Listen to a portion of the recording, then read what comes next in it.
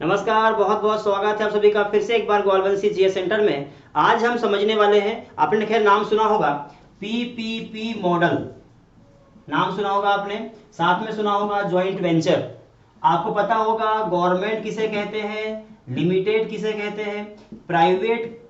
आपने नाम सुना होगा पीवीटी, प्राइवेट लिमिटेड या फिर प्राइवेट लिमिटेड।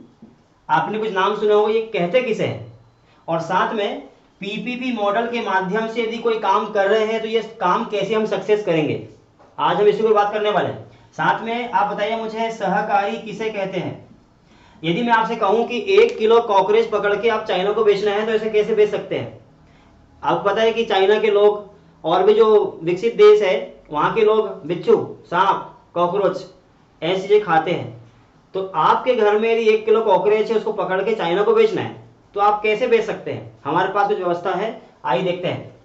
साथ में जॉइंट वेंचर, तो एक एक करके हम समझते हैं। साथ में एक और चीज बताइए मुझे आप, एमओयू किसे कहते हैं। एमओयू, जैसे अभी हाल ही में चाइना की सरकार के साथ एमओयू हुआ है, भारत देश ने और भी देश के साथ एमओयू किया है, वो कौन सा होता है, एमओयू किसे कहते हैं। देखो एक एक करके हम समझते हैं पहले इन सबको। पहले तो यहां समझ लीजिए government, limited, private, private limited और साथ में पीपीपी मॉडल। इसको समझने के लिए आपको एक एग्जांपल में देता हूं ग्रीन कॉरिडोर का। ये जो ग्रीन कॉरिडोर होता है, ये ग्रीन कॉरिडोर किसे कहते हैं। तो आप आंसर देंगे मुझे, जल्दी आंसर दीजिए कि ग्रीन कॉरिडोर का निर्माण करेंगे तो कैसे संभव है या किसे कहते हैं ग्रीन कॉरिडोर। देखो जिनने आंसर दिया हुआ है वो सही, अच्छी बात है। नहीं दे पाया तो यहाँ देखिए ग्रीन कॉरिडोर किसे कहते हैं। मैं आपको एग्जांपल देता हूं, ये है भारत देश का मानचित्र, मध्य प्रदेश, यहाँ पर दिल्ली और ये है मुंबई। दिल्ली से आगरा होते हुए एक नेशनल हाईवे गुजरता है मुंबई के लिए, नेशनल हाईवे नंबर 3। यह जो नेशनल हाईवे है, इस नेशनल हाईवे के किनारे की जमीन का रेट कितने होंगे, आसमान छू रहे होंगे, इतना रेट है। तो भारत सरकार क्या करेगी, ग्रीन कॉरिडोर का निर्माण करेगी। वो क्या करेगी, इस रोड को यदि चौड़ा हम कर रहे हैं, जैसे देखो ये है नेशनल हाईवे नंबर 3, इस नेशनल हाईवे को यदि हम चौड़ा करना चाहे तो हमको जमीन लेना पड़ेगा बाजू वाली, और बाजू वाली जमीन यदि हम लेते हैं तो इसके रेट तो इतने ज्यादा है कि हम इसको जमीन लेते लेते ही सरकार बिक जाएगी।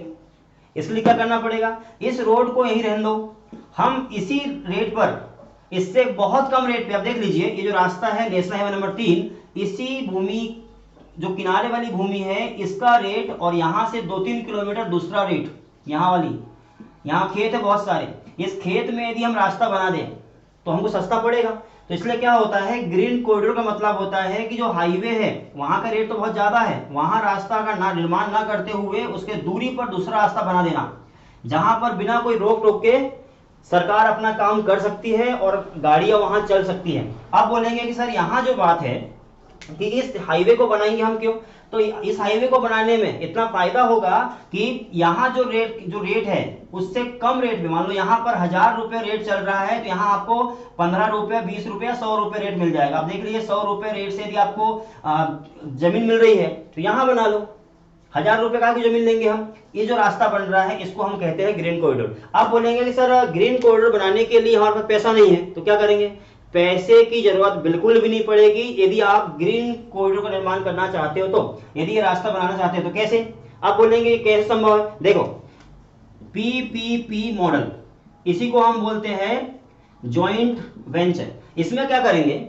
मोदी जी ने क्या किया, 3 कंपनी को बुलाया, इस रास्ते का निर्माण करने के लिए 100 रुपए की आवश्यकता है।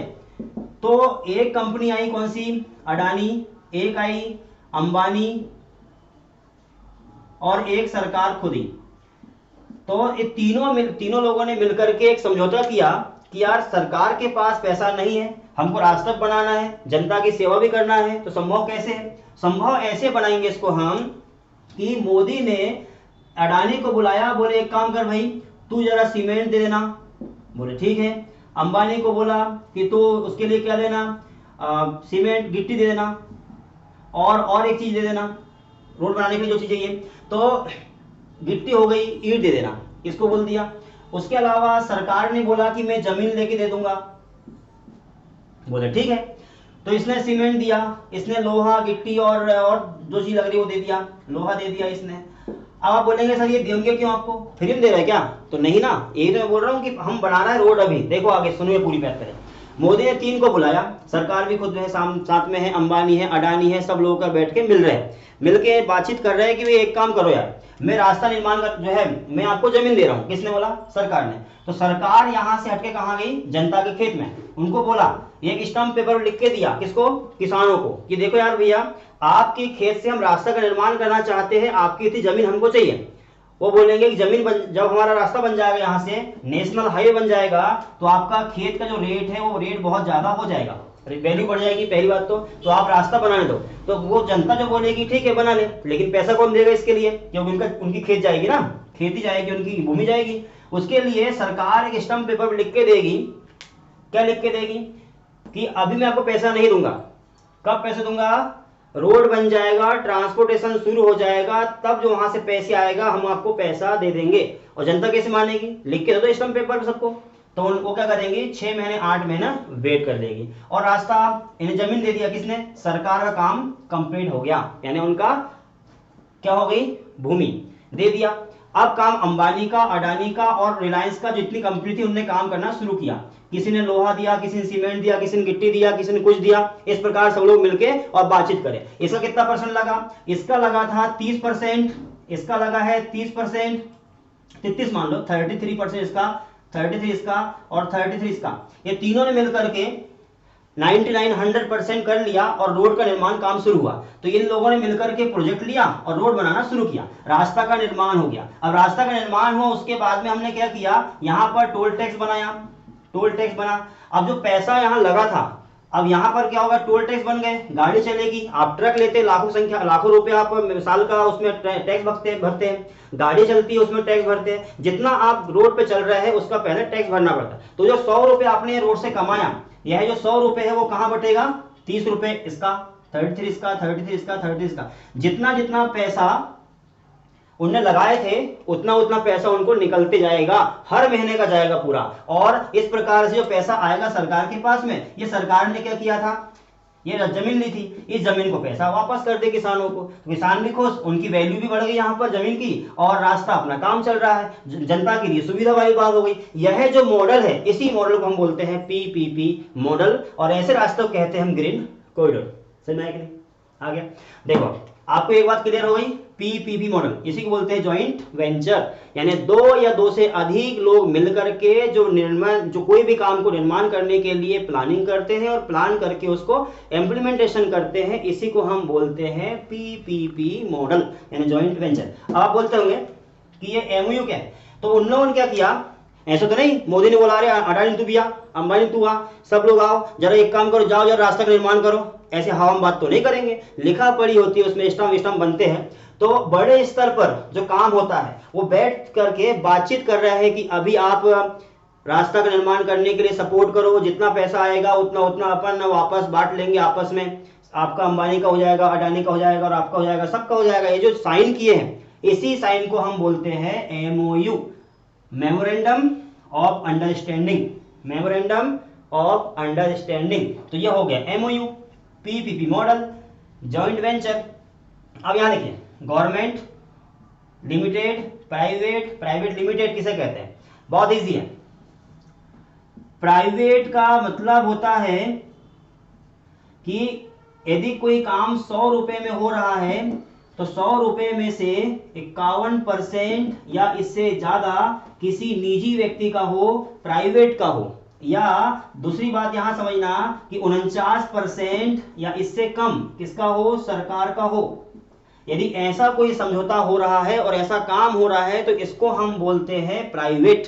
प्राइवेट मतलब कोई भी काम किया, कोई कंपनी की स्थापना किया है तो क्या करना पड़ेगा, आपने जो कंपनी स्थापित की है उसमें सरकार ने 50 रुपए से कम शेयर दिए हैं, यानी 50 रुपए से कम पैसा दिया और आपने लगाया है 51 शेयर, इसको बोलते हैं प्राइवेट। एक आता है लिमिटेड, एलटीडी, एक आता है गवर्नमेंट और एक आता है एलटीडी प्राइवेट लिमिटेड, ये होता है भाई।